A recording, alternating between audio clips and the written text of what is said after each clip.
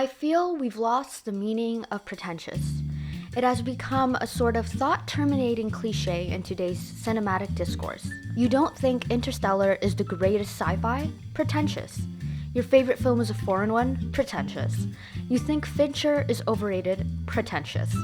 To be pretentious is to performatively and haughtily enjoy something that is cultured for the sake of superiority. Now, to be pretentious is a personality trait.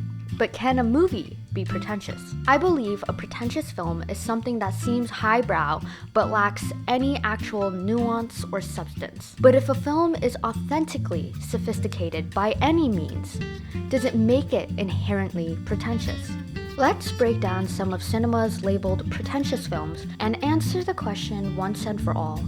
Are they pretentious or just intimidating? Is there something about Green Book that offends you? This is what I'm trying to get to. Offend?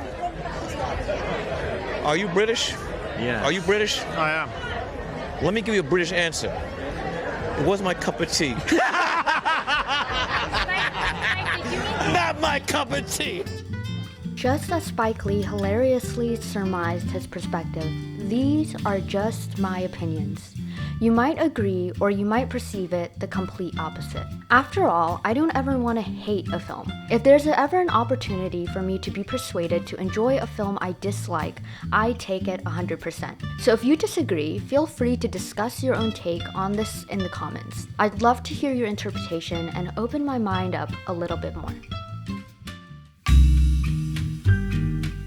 Saltburn, The Menu, Triangle of Sadness, and Immaculate. These films are the epitome of putting in the least amount of effort in fleshing out a theme, but still wanting to get the credit for making a film that acts as a commentary on it.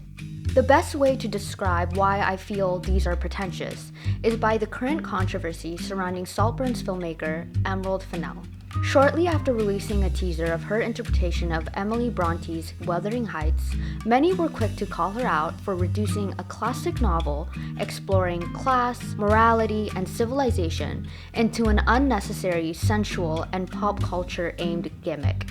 The same conflict, I feel, is implied for these 4 films. I saw these films as someone trying to create a compelling concept story, then squeezing in these profound yet poorly executed criticisms of society to make ends meet. I think if they focused more on the story, with elements like an obsessed stalker, a psychotic revenge-seeking chef, a deserted island survival thriller, and a religious horror, it would make it all significantly better.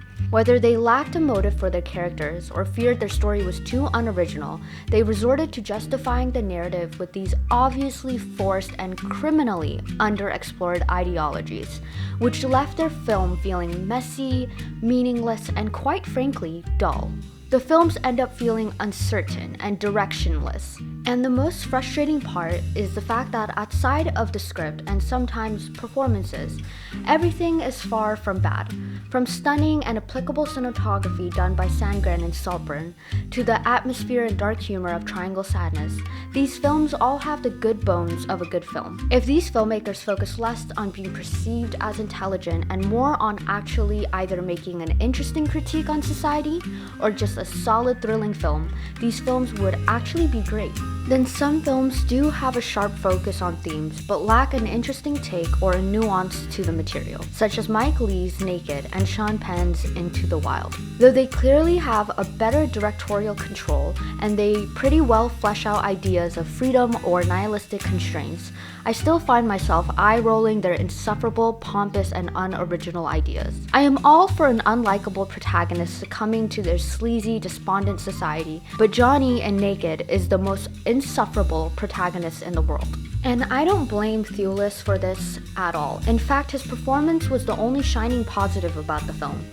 The best way I can describe my distaste for the film is this.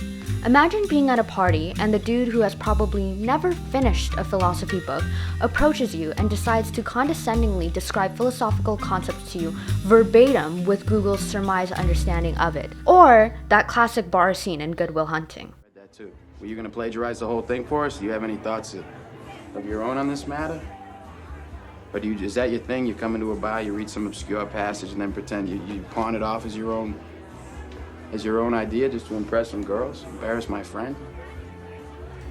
Don't get me wrong, I'm not accusing Lee for not understanding the ideas he quotes in this film.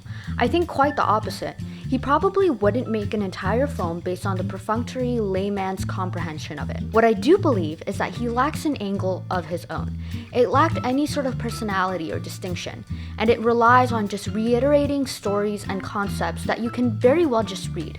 What he could have done better was just depict these issues and ideas rather than lecturing us through them. As for Into the Wild, I just wasn't convinced. That's honestly the best way I can describe it. I didn't feel touched by the things Penn clearly wanted me to be moved by.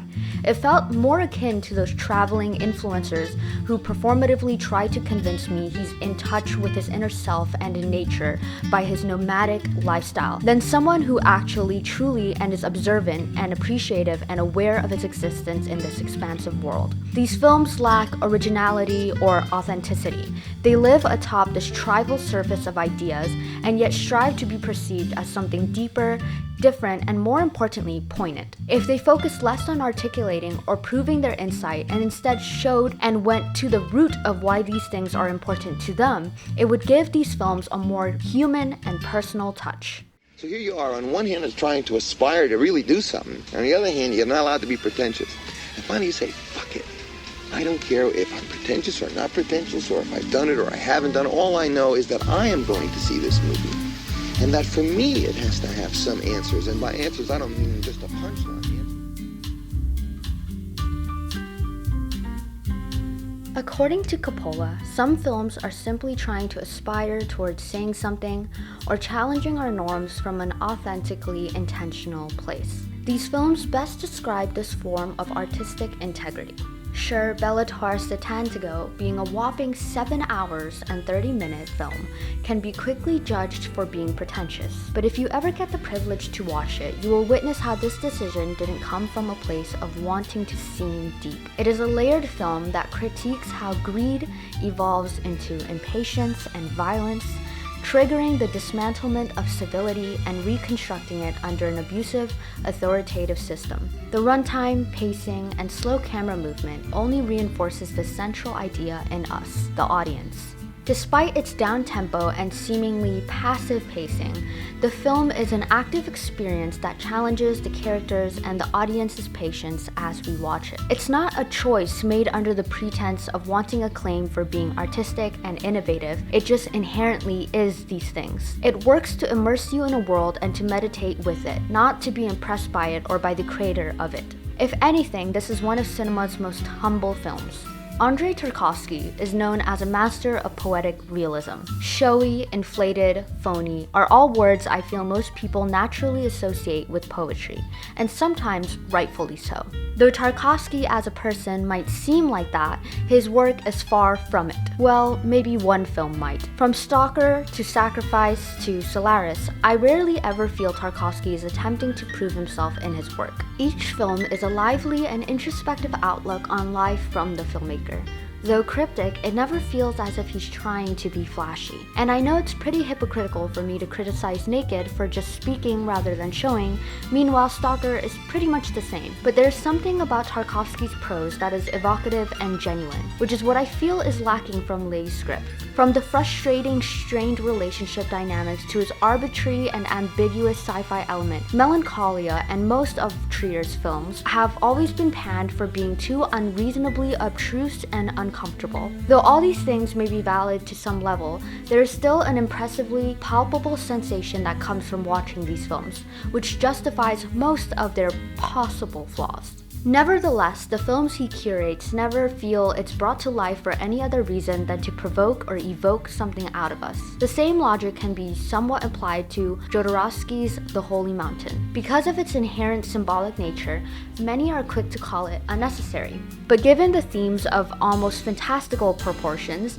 to be ambiguous or surrealist is precisely the perfect approach to the film. And to call a surrealist film a genre both notoriously hated and honorably universally appreciated for its symbolic visuals, pretentious or meaningless, is just ridiculous to me. To be symbolic means using visual motifs to represent something subtextual. It means everything is a metaphor for something else, which only debunks the myth that the film is structured under the pretense of seeming deep. How can a film as meticulous as this be considered shallow? These films are the epitome of depth, and that's what distinguishes these works from the pretentious films I mentioned before. Sure, these may contain elements misunderstood for being pretentious, such as a lengthy runtime, unconventional, challenging style, or a nature far too ambiguous. Still, none of these decisions are done on whim or from a place of inauthenticity, uncreativity, or a desire to be perceived a certain way. They are done to challenge, move, or immerse us in a world where we can better grasp the ideas, messages, and moods the filmmaker wants to convey. To be intimidating or challenging isn't the same thing as being pretentious. I won't deny that these films are confusing and difficult to digest or dissect, but that's the point. The very fact that it is considered intimidating gives the work credit because it means there are actual layers that needs to be peeled and dissected. Whereas a pretentious film